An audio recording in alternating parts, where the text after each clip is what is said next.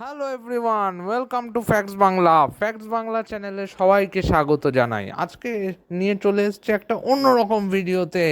তাই তাই নমস্কার, ফ্যাক্টস বাংলা চ্যানেলে সবাইকে স্বাগত। আজকে একদম একটা অন্য একটা টপিক, তোমরা দেখতেই পাচ্ছ যে টপিকটা, সেটা হলো একদম আমি আমার বাড়ির একটা অ্যাকোরিয়াম আছে, ওই অ্যাকোরিয়ামের একটা মিনি ব্লগ শ্যুট করছি। আমি একটা মিনি ব্লগ শ্যুট করছি এবং আমি অত্যন্ত ব্লগিং আমি করিনি, তাই এই প্রথম ব্লগিং করছি। তাই ব্লগিং আমি অত্যন্ত কাঁচা, তবুও কোনো ভুল ত্রুটি হলে মার্জনা করবেন এবং সব কিছু ক্ষমা করে দেবেন আর কি। ঠিক আছে, চলো শুরু করা যাক। এই দেখো, এই যে অ্যাকোরিয়ামটা, এটা আমার কাছে একটা অ্যাকোরিয়াম আছে এখন, আর একটা গ্লোব আছে। আমি সব কিছু একসাথে দেখাবো। সেটা হলো, এটা একটা অ্যাকোরিয়াম, আমি দূর থেকে দেখাচ্ছি। এটা একটা অ্যাকোরিয়াম। হাইট হলো 1 ফিট, লেন্থ হলো 5 ফিট, এবং প্রস্থ মানে ব্রেডথ হলো 1.5 ফিট। 1.5 ফিটের একটা অ্যাকোরিয়াম। এখানে দেখো কি সুন্দর, এখানে একটা ফিল্টার চলছে, স্পঞ্জ ফিল্টার এটাকে বলে। এখানে দুটোই স্পঞ্জ ফিল্টার চলছে।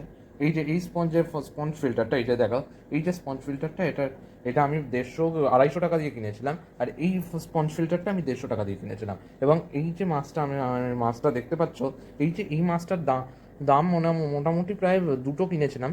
একটা আমি ছেড়ে এসেছি, কারণ এত বড় হয়ে গেছিলো যে ছাড়তে বাধ্য হয়েছিলাম। একটা ছেড়ে এসেছি, ওটার মোটামুটি 100 টাকা নিয়েছিল, 100 টাকা জোড়া ছিল। এবার একটা আমি সাদা নিয়েছিলাম, একটা কালো নিয়েছিলাম। এবার কালোটা ছেড়ে এসেছি, সাদাটা এখনও আছে। অনেক বছর হয়ে গেল, প্রচুর বছর হয়ে গেল। এবং এই টাইগার শার্ক প্রচুর বছর বাঁচে, এবং আমি চাইবো যে আমি তো চাইবো সারা জীবন বাঁচুক, কিন্তু সেটা তো হবে না। কিন্তু আমি চাই যে এটা খুব লং লাস্টিং। এবং তোমরা যদি কোনোদিন অ্যাকোরিয়ামে পোষো, তাহলে এই টাইগার ফিশ পুষতে পারো, কারণ এগুলো অনেক দিন বাঁচে, অনেক দিন মানে অন্তত 15-20 বছর অব্দিও বাঁচতে পারে, 20 বছর অব্দিও বাঁচতে পারে এই মাছ। তাই এই মাছের কেনা বা পোষা অত্যন্ত লাভজনক, অত্যন্ত লাভজনক। এবং একবার কিনলে আর সহজে আর দ্বিতীয়বার কেনার প্রয়োজন পড়ে না। তাই অত্যন্ত লাভজনক এটা একটা জিনিস। ঠিক আছে, এই যে এটা পাথর, এর মধ্যে 25 কেজি পাথর আছে। এই অ্যাকোরিয়ামটায় 25 কেজি পাথর আছে। এটা একটা আর্টিফিশিয়াল প্ল্যান্ট। এখানে দুটো ফিল্টার চলছে না আপাতত, কারণ যেহেতু একটা মাস, তাই দুটো ফিল্টার চালাইনি, একটা ফিল্টার দিয়েই চলছে। এখানে একটা লাইট দেওয়া আছে, এখানে একবার লাইট দেওয়া আছে, দেখতে পারো। লাইটটা তখন সেই সময় দাম নিয়েছিলাম 200 টাকা, এখন জানি না দাম কত হয়েছে। এবং এই অ্যাকোরিয়ামটার পুরোপুরি দেখভাল আমি করি। এই অ্যাকোরিয়ামটা আর কাউকে হাতও দিতে দিই না। এই অ্যাকোরিয়ামটা পুরো দেখভাল আমি করি। এই যে দেখো, দেখো সাইজ দেখো, যে পুরো দেখভালটাই আমি করি অ্যাকোরিয়ামে। সকল জল পাল্টানো থেকে শুরু করে জল পরিষ্কার। তবে আগে একটা সিলভার শার্ক ছিল, কিন্তু এখন সিলভার শার্কটা মারা যাওয়ার ফলে এ একা হয়ে গেছে। এই একা অনেক বছর, প্রায় 1 বছর হতে চললো এ একা আছে, এবং কোনো অসুবিধাও হচ্ছে না। যথেষ্ট ভালোই আছে এবং আনন্দেই আছে।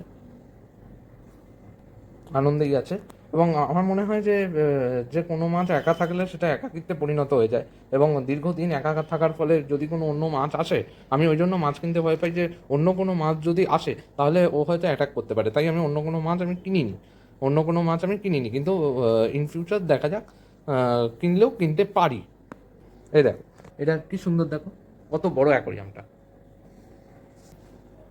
এবার চলো আমরা একটু গ্লোবটা দেখে নিই। গ্লোবে, খুব ছোট গ্লোব। এই যে দেখো, এটা একটা গ্লোব। এবং এই গ্লোবটা মোটামুটি আজ থেকে অনেক বছর আগে কেনা, প্রায় 5-6 বছর আগের কেনা এই গ্লোবটা। এবং এই গ্লোবটার অনেকটা ময়লা পড়েছে, ওটাকে পরিষ্কার করতে হবে। পরিষ্কার করলে আরও ভালো বোঝা যেত। বাট হঠাৎ করে ব্লগ করার ফলে আর পরিষ্কার করা হয়ে ওঠেনি আর কি, এইখানে এখনো পর্যন্ত একটা অ্যাঞ্জেল আছে, হোয়াইট অ্যাঞ্জেল। এবং এই গ্লোবটা তখন সেই সময় দাম নিয়েছিল মোটামুটি 200 টাকা, 200 থেকে 250 টাকা এই গ্লোবটার দাম নিয়েছিল। এখন আমি জানি না কত হচ্ছে। এই গ্লোবটার দাম নিয়েছিল 200 থেকে 250 টাকা। 200 থেকে 250 টাকা ইন রেঞ্জের মধ্যে এই গ্লোবটার দাম ভ্যারি করতো। আর এর মধ্যে কিছু পরিমাণ পাথর আছে, একটা বেস ফিল্টার আছে, এবং একটা লাইট আছে। এই লাইটটার দাম 70 টাকা নিয়েছিল, এখন হয়তো আরও বেশি।